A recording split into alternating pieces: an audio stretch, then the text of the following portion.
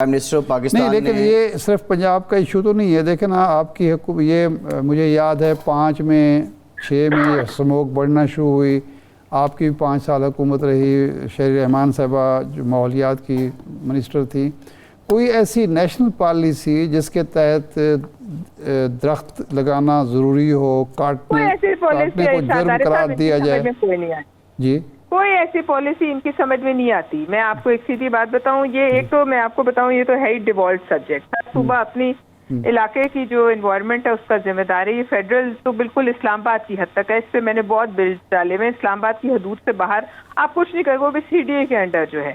تو لہٰذا اس سے باہر سارا پنجاب ہے اور باقی صوبے ہیں، وہ اپنی اپنی بناتے ہیں پالیسیز انوائرمنٹ پہ.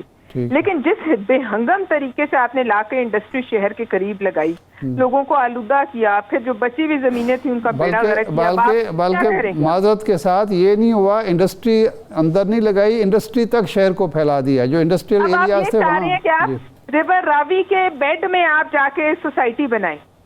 راوی کے آپ جب اندر سوسائٹی بنائیں گے تو آپ مجھے بتائیے، کیا قدرت کا کوئی نظام نہیں ہے؟ کیا ہم بھول جاتے ہیں کہ ہم جہاں کوئی چیز کھڑی کر دیں گے؟ آپ کو یاد ہے سوات میں جو ہوٹل بنے تھے، پھر پانی نے کیسے واپس لی اپنی؟ جی بالکل، جو پانی کا رستہ تھا. لہٰذا مجھے افسوس یہ ہے کہ یہ اس وقت کہاں ہے ساری آپ کی پنجاب کی انتظامیہ کا کیا کر رہے ہیں؟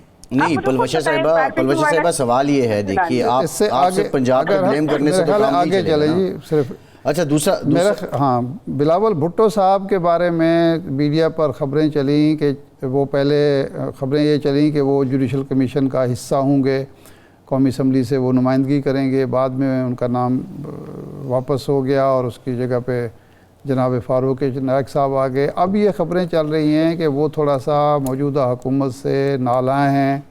ایک تو یہ ہے کہ جو معاہدہ ہوا تھا تحریری اس پر عمل نہیں ہوا. دوسرا اس 26ویں ترمیم کے بعد کچھ وعدے بعید تھے وہ پورے نہیں ہوئے. تو یہ کیا کہانی ہے؟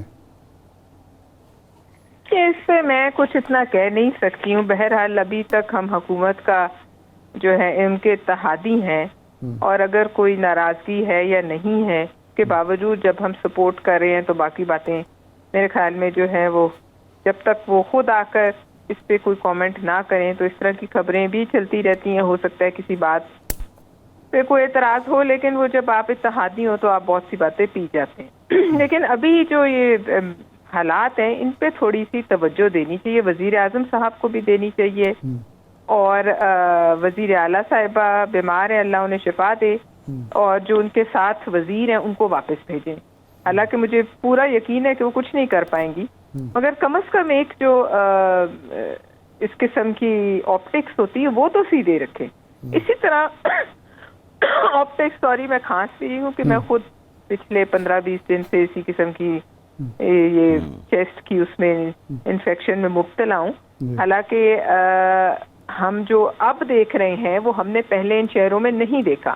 تو ایک حکومت کو جو ہے فیڈرل لیول پہ بھی اگر سب کو بٹھا کے آپ نے کہا پالیسی بنائیں، سب کو بلائیں، سارے صوبوں کو بلائیں، پالیسی بنائیں، بھارت سے بات کریں، اور اپنے طور پہ جتنا آپ کام کر سکتے ہیں کریں. لیکن جب کوئی ہے ہی نہیں ملک میں تو کس سے بات کریں؟ آپ بتائیں. اچھا یہ فرمائیں، یہ تجویز آپ پیش کریں گی یا اس تجویز کی تائید کریں گی کہ آئندہ سے ایک تو نئی ہاؤسنگ سوسائٹی بنانے پر پابندی لگائی جائے، زرعی زمینوں پر تو بالکل ہی نہ، اور دوسرا یہ ہے کہ جو بڑے بڑے گھر بنائے جاتے ہیں اس کی بجائے چھوٹے گھر اور ملٹی سٹوری جو بلڈنگز ہیں ان پر توجہ دی جائے. قانوناً یہ سنگل سٹوری گھر اور یہ جو بڑے بڑے فارم ہاؤسز وغیرہ ہے اس کی بالکل ان پہ پابندی کا جرم ہونا چاہیے.